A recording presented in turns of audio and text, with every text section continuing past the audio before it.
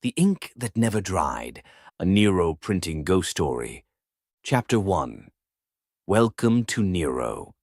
This is it, I whispered to myself as I stood outside the legendary Nero Printing Services and Trading Building, a place known all over the region for its quality, speed, and creativity.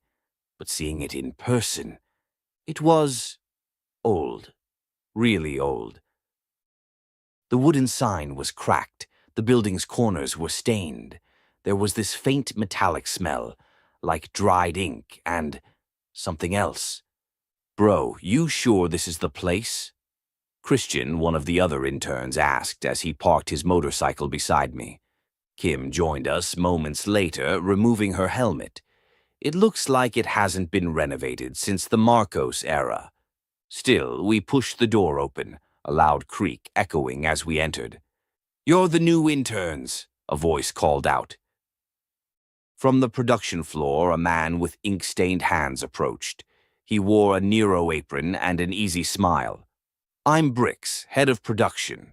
This here is Texman, your design and printing coach."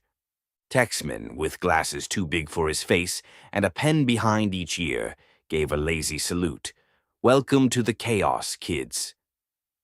Chapter 2. Training Days and Late Nights. The first few weeks flew by.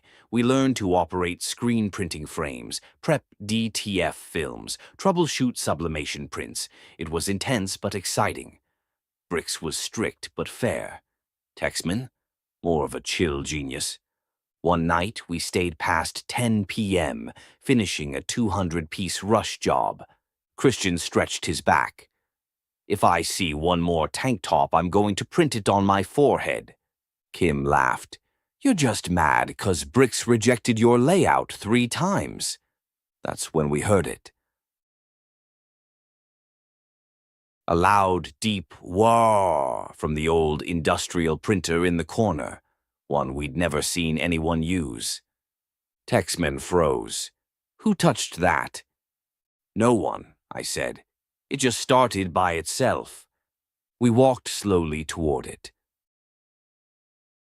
The printer ejected a single sheet, thick black ink dripping from its edges. "Bro," Christian whispered, "that's not even plugged in." Kim bent closer to read the smudged letters. "Job order. Client. Quantity. 3 question marks. Deadline." The ink was so fresh it bled down the page. Texman looked at the clock. It was exactly 12 o'clock midnight. He said nothing, just crumpled the paper and tossed it in the bin. Brix appeared silently behind us.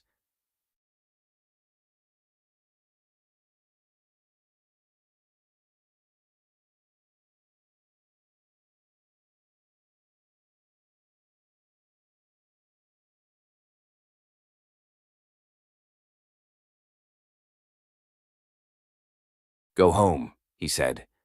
"Now." Chapter 3. The rumors resurface. The next morning, we couldn't stop thinking about it. Over lunch, Kim whispered, "I found something online last night about Nero." Christian leaned in. "What?" "There's this forum post, way back in 2012. Someone claimed the printer in the back starts printing ghost orders every August 29th and October 13th. Christian laughed nervously. "You mean it's haunted?" I shook my head. "Haunted or not, something's off." That night, Texman finally talked. He found us organizing film rolls and said quietly, "That printer? We call it the Midnight Machine. It belonged to Nero's original founder. Rumor is he died at his desk working on a massive 700 shirt order. Ghost month, heavy storm. The deadline was life or death, and he chose the job." Kim's face paled. "He died, printing." Texman nodded. "Since then, the machine wakes up, especially when the shop gets overwhelmed. Some say it's cursed. I say it's a reminder. Chapter 4, August 29th, The Ink Flood. We begged Bricks to let us stay and see what would happen on August 29th. He finally agreed, but warned us. Don't interfere, just observe. 11:55 p.m. The air grew cold. A strange hum vibrated through the floor. Midnight. The machine roared to life, without power. Pages flew out one by one, hundreds of them, all marked job order, all bleeding endless black ink. The ink poured across the floor, sloshing like living shadow. Then it rose, forming the silhouette of a man, apron soaked, fingers still holding a squeegee. Please, finish the order. Christian screamed. Kim clutched my arm. Texman didn't flinch. Bricks. His eyes were filled with something between sorrow and pride. Then everything went black. When the lights returned, the machine was silent. The ink was gone. On the work table sat one clean sheet. No client name, no logo, just 5 bold words. No order ever ends. Chapter 5. The Final Print. Ink that Never Dries. After that night, none of us saw the printer work again. But something in us had changed.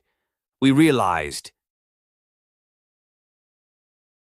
the ink that never dried wasn't about ghosts or curses. It was a manifestation of overdue orders, of clients who always want rush work, of weekends sacrificed, of designers haunted by revisions, of the grit and perseverance behind every perfect print. It wasn't just horror, it was a mirror, reflecting the hidden weight that every small business carries. We all have our own ghost months, Brick said during our last week. Times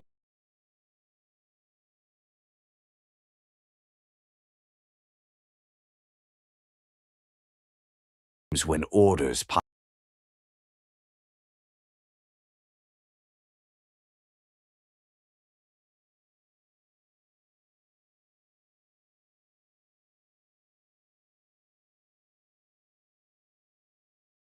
We all have our own ghost months, Brick said during our last week. Times when